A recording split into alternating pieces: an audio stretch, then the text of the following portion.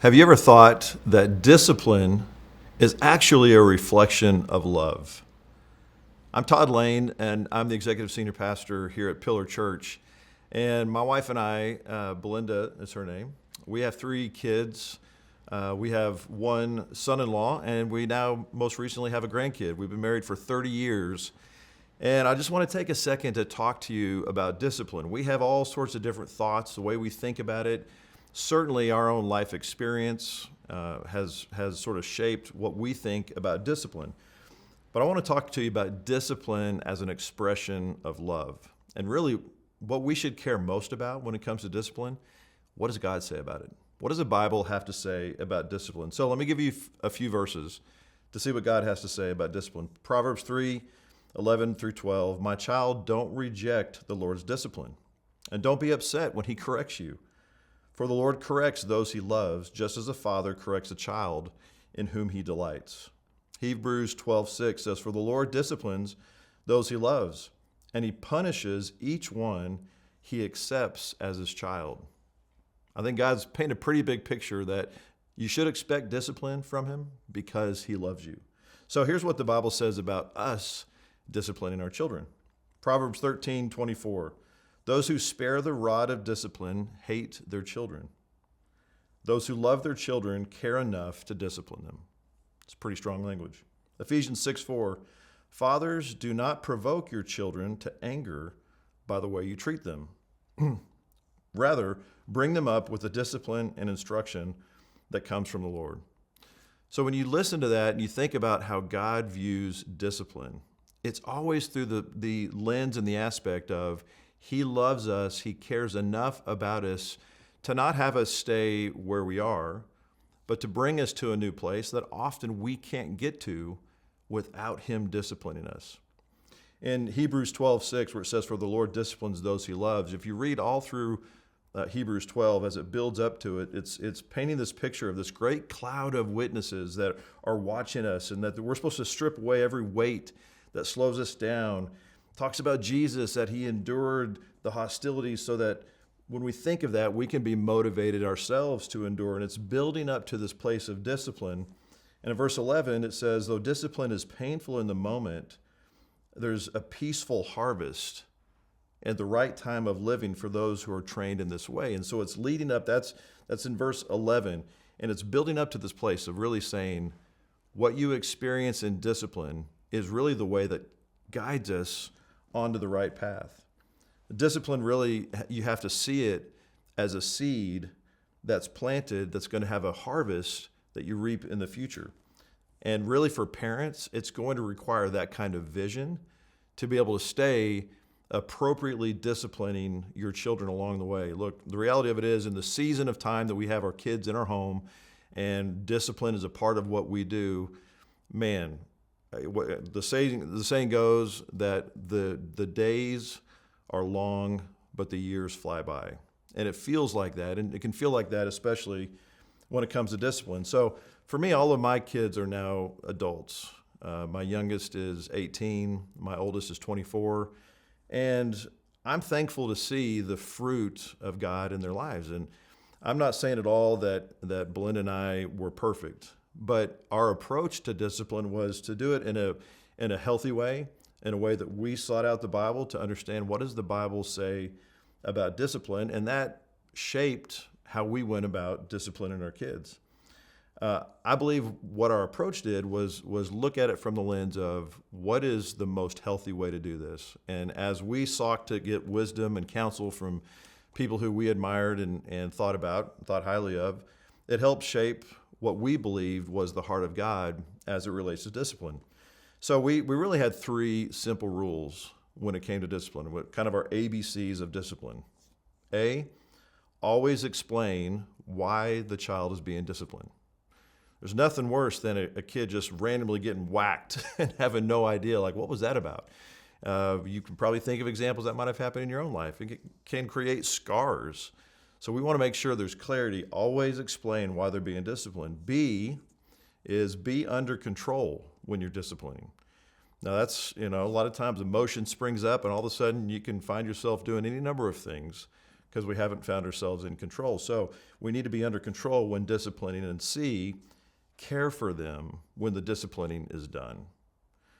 This takes a lot of thought related to that as a parent, because here you are, maybe caught up in the emotion. Maybe you've kept yourself under control enough to discipline appropriately, whatever way that is.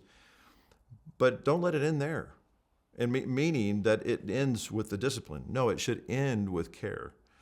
What we always did is we made sure after we disciplined, we bring the kids, sit them on our lap, we tell them that we love them, we tell them that the discipline is now over, and it's time for us to move on. And so care is a significant piece of that.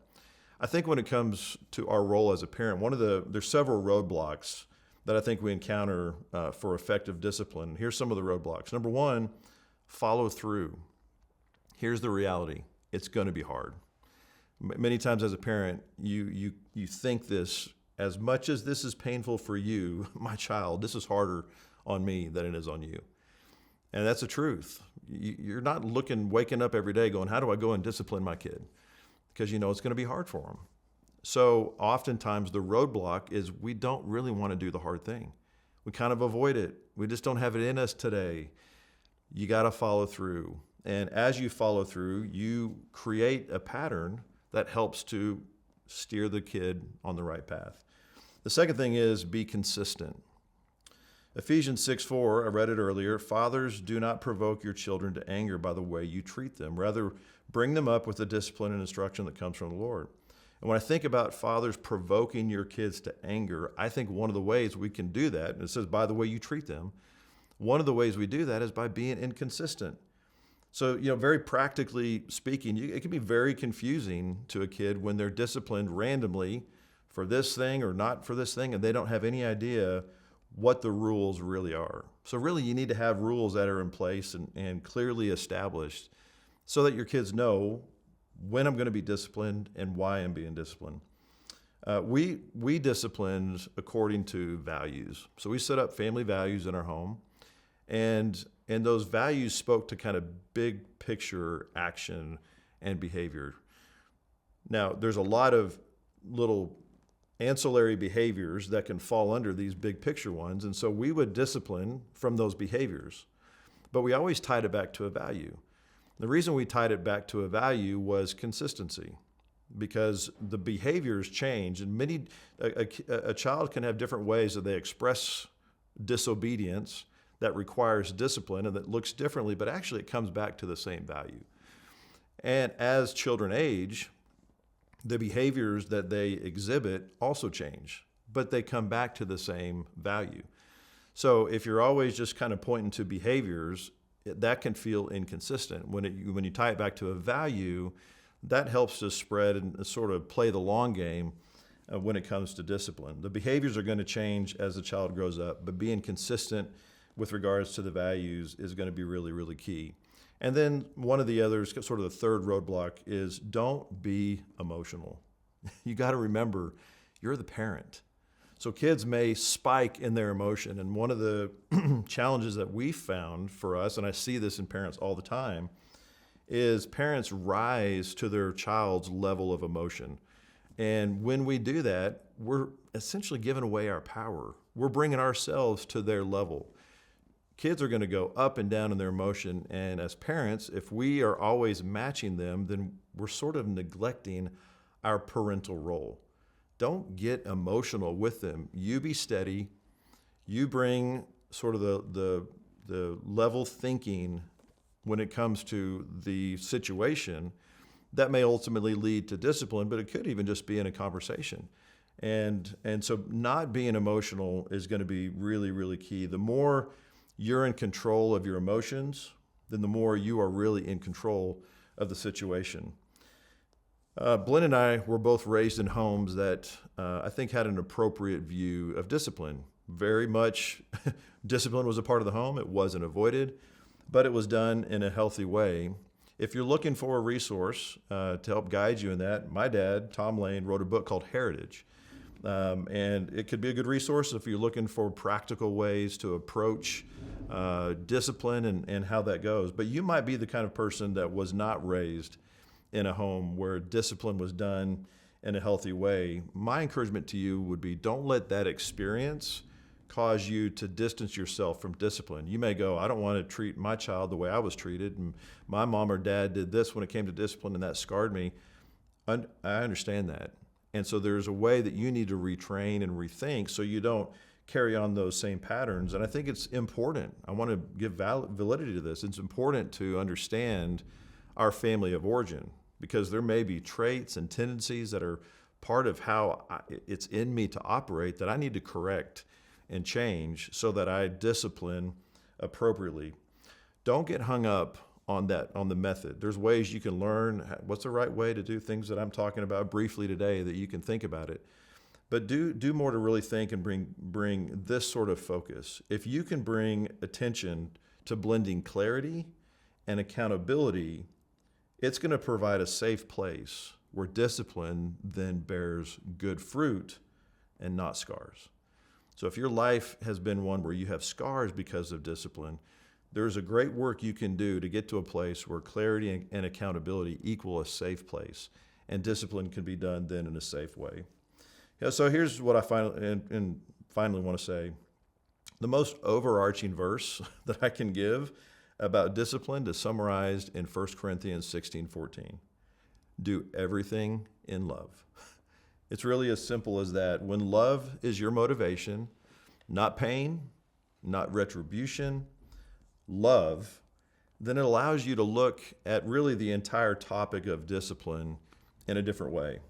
Not one that the culture says this is how we view it, maybe not one that was part of your family of origin and your upbringing. Instead, it's a way that God views discipline. And he views it like this, that it's a necessary part of uprooting the weeds in our lives so that we can become image bearers of him and how he designed us to be. So with that vision, I just want to encourage you, you can allow discipline to become a reflection of love in your home. I know you can do it.